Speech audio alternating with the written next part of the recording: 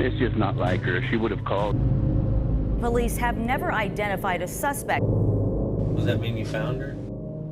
Was she just a random victim? It's a horrifying nightmare that I wake up to every morning. Such a beautiful person. You always meet the zombie hunter first, then Bryan. No one in this case has a good alibi. You basically see your destination just by looking down the street. Adrienne Salinas' body was found in a wash near the Superstition Mountains, 30 miles from where she was last seen. There was evidence her remains had been in the elements, mummified. Police have no idea how her body got that far away from her apartment.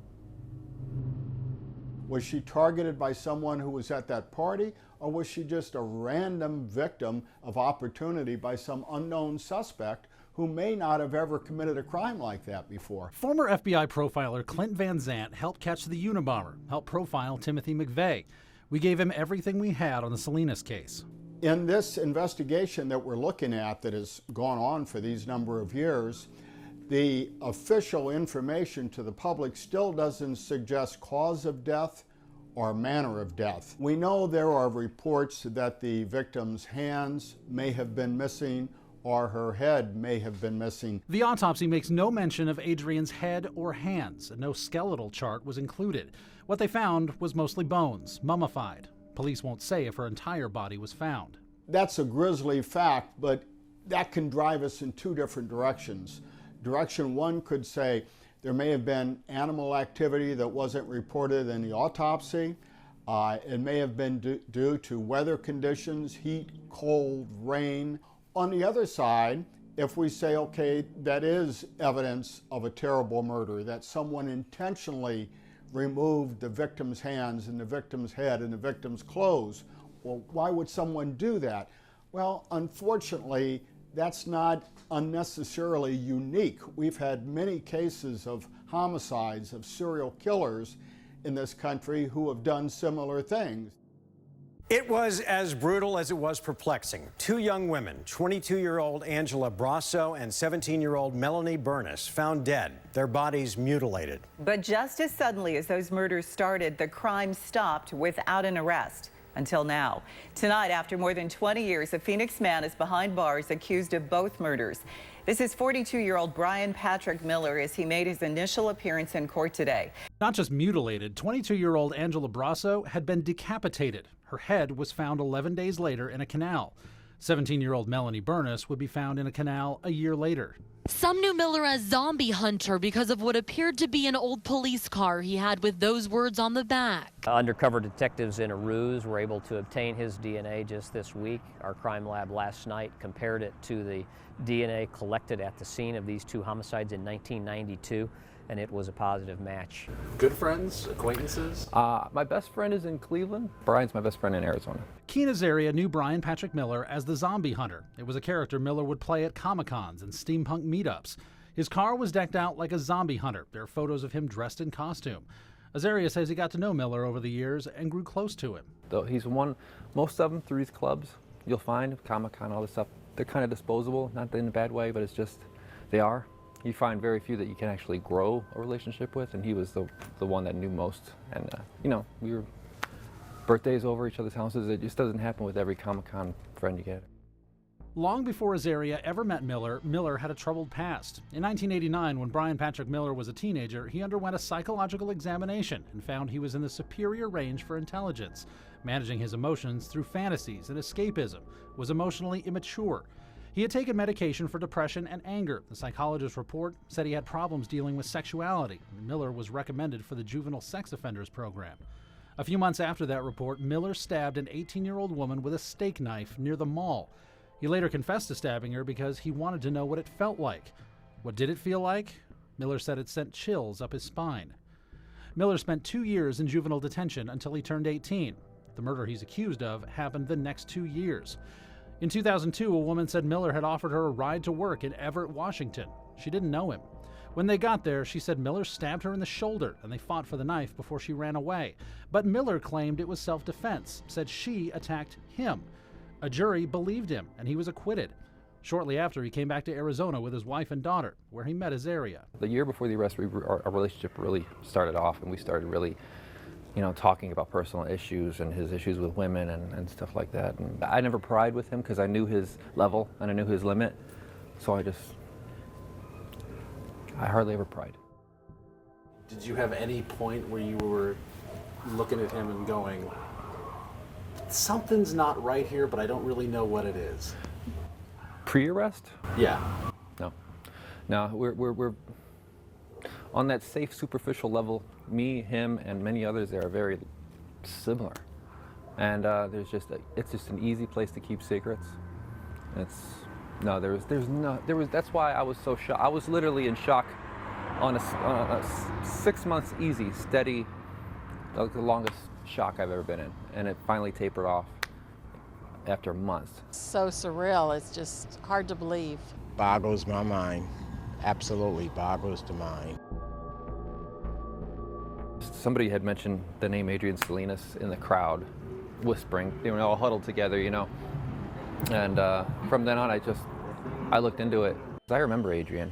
When you see her picture on anything, including a missing photo, missing poster, you just remember her. She's stunning, and it's like, do you remember the smile? It's like, yeah, I remember that face.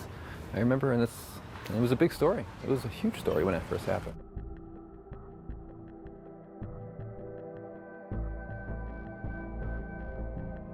It was a friend's house. It was a housewarming party / pig roast. I remember the guy's name. I don't want to say because, you know, this guy probably likes his privacy, and I don't blame him. But it just so happened he was there, and he has, you know, Bryan even had a notion for showing up early, helping out with things like that. So it just seemed like him that if he might have, it's just a hypothesis that just came to me, and I didn't want to shut up about it. I just like, all right, well, it's starting to fit, a little uncomfortable that he was there in Tempe the same day. It's just. Well, you've got a woman about the same age. You can relate actually Salinas more to the woman in Washington. After a while, Azaria's crazy little theory didn't seem so crazy anymore. He sent a tip to Tempe police, telling them he thought they should check it out. I sent that anonymously under the name K or something like that, and then his secretary, somebody sent me back and said he wants to talk to you. Can you give him your number and, you know, go forward with it? I said, what can it hurt? So I gave him my number. He called me while I was in Scottsdale and said, come on down. And we went at this big table, and we're sitting at this, it's like Dr. Evil table. It was the strange, I've never been in this predicament before. It was so strange to me. And so he sits there, opens his manila envelope and slides this picture. I've never seen this picture of Bryan before. Apparently it's maybe a Washington driver's license. It looked like a mugshot, I don't know. Is this the guy, he wanted to clear the air, make sure it's who we're talking about? I said, yeah. And you know, at that moment I was struck with a real big feeling of guilt, because this was fresh, and it was so odd. Even thinking about my friend doing something like this, much less tipping police off to it. I was trying to fight for Bryan then, you know. Yeah. I was trying to fight for his innocence, and it was a subconscious kind of battle I was doing there. Still am to a point, but it's just the roughest thing I had been through. It's the same weekend. So he was at a party a mile away the same weekend. So if you consider he's under investigation for murder, and he's a mile away from our case, it's definitely on our radar.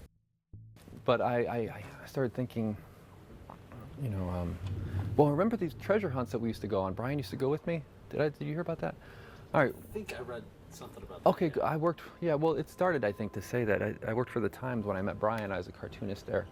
And they had these treasure hunts, and they'd give you these Dr. Seuss kind of clues. Mm-hmm. And I won twice, and Bryan was like, you know, we're all needing disposable money, and Bryan's no more well off than I am. We both won. Like, all right, I'll split it with you, Bryan. If you give me your car, let me take it.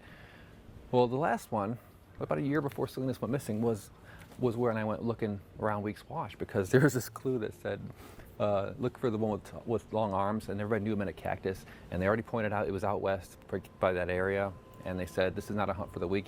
There's a lot of wordplay involved, and I said, Weeks Wash, let's go to Weeks Wash.